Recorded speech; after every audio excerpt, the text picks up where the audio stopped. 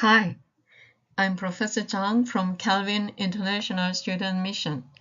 Last time when I was preaching about the birth of Jesus, I said Jesus coming to the earth was a historical event, dividing the human history into BC and AD.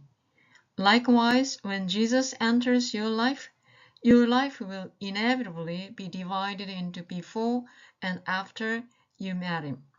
Today, I want to add more to that.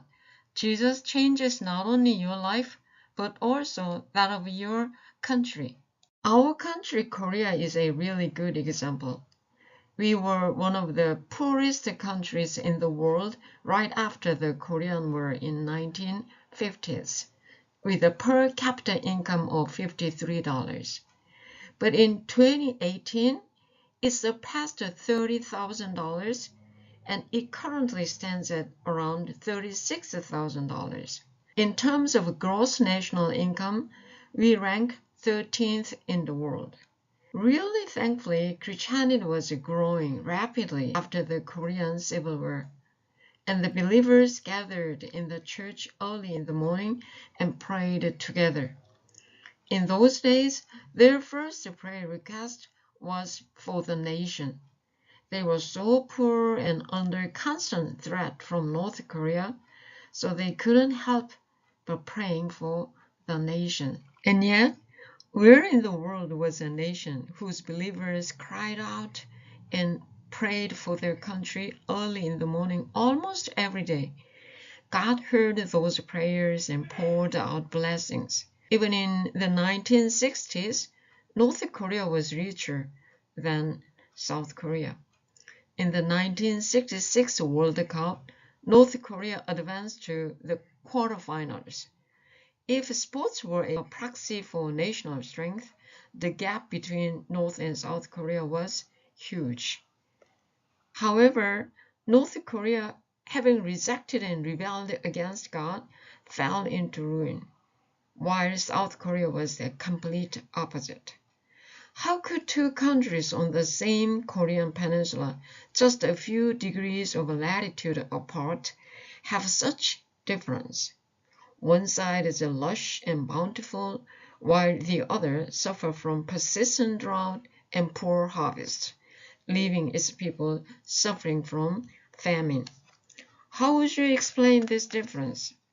I find it difficult to find a reason other than the fact that the Lord's people prayed for their nation with tears in the early morning prayer meetings, and the Lord listened to their prayers. Thanks to the tearful prayers of our parents, we achieved remarkable economic growth, like the miracle of the Han River. Furthermore, we achieved the democratization of politics and civil society in just 30 years, a feat that took other countries over a century. And what about the Korean wave?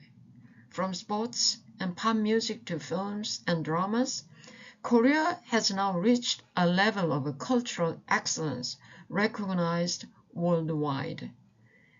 We never imagined this before. But I'm concerned too about the present situation of Korea because we, my generation, don't pray as much as our parents did. We enjoy the fruits of their prayers, but how about our children? What are they going to enjoy when we are not praying much? Korean society suffers from excessive competition, low birth rate, etc., and threats from North Korea still exist. I feel burdened to pray more for my country. Do you love your country? I think you do, because when we leave our country and go to another country, we all become patriots, loving our country more than ever. So if you love your country, I want to say that you better pray for your country. The Lord will hear and answer your prayers. Jesus can change the history of our country as well as our lives. So we need to pray for our country.